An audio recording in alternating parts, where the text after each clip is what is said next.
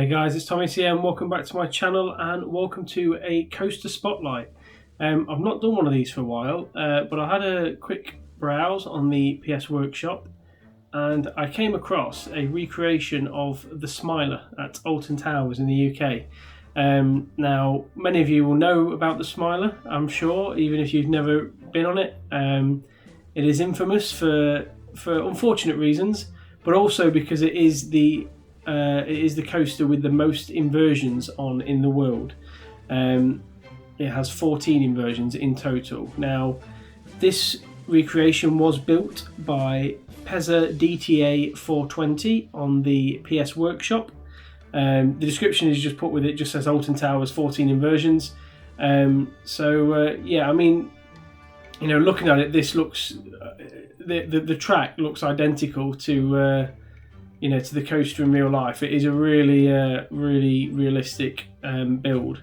What I do like is the sort of Smiler element itself, where you've got these like 5 legs coming off. So you've got the giggler, the flasher, the tickler, what have we got on there? The inoculator and the hypnotizer. So how he's built that is very good. I love the use of these like haystacks. This part is sort of like the big sort of brushes that you get in a car wash in real life. So it's used a lot of pieces of scenery in a really nice way. These electric cables hanging down I think look really good. The spotlights just here, where they're normally just like flashing, I think they look fantastic as well. And I mean, even this piece itself, we've got a checkered cloth awning. You know, to think to use that there is, you know, you've got to have a lot of imagination and a lot of knowledge of the pieces in the game to be able to do that. It's used a curved wall around here. Now, this is normally in real life a screen, which is just like constantly showing different images. So I will put up some photos of the Smiler just while I'm looking around here. Just so you can sort of see the parts of it that he's tried to recreate here. Obviously he's got these, he's got the kind of cogs and wheels here, but he's put them on a nice yellow background, which I think looks really nice. But yeah, everything around here does look fantastic. Now you do have to bear in mind that in real life, the queue line for the Smiler goes all underneath here. So where he's built this, where he's built like the base for it, is where the path for the queue line normally goes, and it's normally the guests are normally sort of like caged in this sort of like chain link fencing basically, and it is one of the most repetitive cattle pen queues you can probably imagine. And you go back and forth around the corners, and you end up going inside this building here, going through a small room, up the stairs, and then to the station. Now he's obviously not built that element, but everything else besides the queue line looks fantastic. So I think we shall take a ride on it. Now here's the station, which again, this is pretty much what the Smiler station is. The exit is on the other side. There is normally a staircase going off up here, where you can kind of go out. I think you end up going down the stairs from there. So yeah, that's normally what it looks like. And the operator, unfortunately, obviously we can't move that in the game. The operator is normally sat in a box up there, behind a bit of a glass screen. So I don't know. Maybe, you know, if there's one way to improve this, maybe try and put a glass screen there and put an animatronic behind it, so it looks like the operator's up there. Obviously, you know, she does have to stand here. We can't get rid of her. But again, even she's themed to the colours of the ride. But yeah, this is exactly what the Smiler looks like.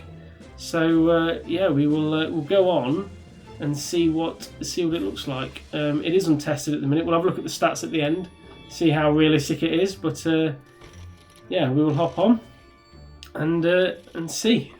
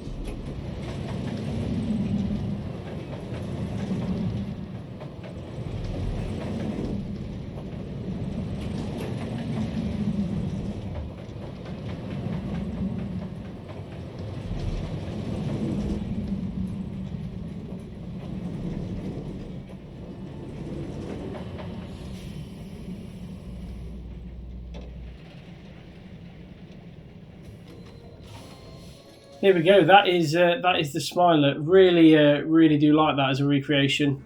It's got everything on there. That is on the real, on the real life version. All the inversions are spot on, so well sized and kind of spaced out.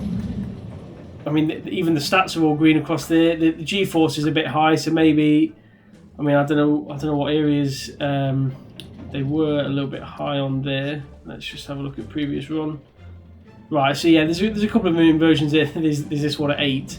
It probably seems a little bit sharp for the game, but yeah, there's everything else on there is spot on to real life. As I always say in this game, you either make the coaster for the guests or you make it for yourself. It's very hard to get the balance, and I mean this is one certainly for for us in real life to sort of I can't really think of the words. You sort of like relate to basically, and then also the fact that it's got green stats, so you could put this in a park and you'd get loads of people on it. I also like the fact he's got these screens and speakers here for the second lift hill. I mean, I'm not sure if there is block breaks down here. It looks like there is. Yep, there we are. So there is a block break section, and yeah, everything just works perfectly.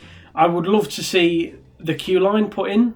I think if the queue line was in there and there was a bit more theming inside the queue station, that would be a perfect recreation. It really would, because I mean the building itself is nothing fancy. It is just a warehouse building on the edge of the park. But yeah, that is the Smiler recreation. So yeah, if you did enjoy that, I will leave the details to it and the creator, etc., in the description below, so you can check it out on the workshop and subscribe to the creation and rate it if you do want to. But yeah, other than that, I shall see you in the next episode. Thank you for watching. Goodbye.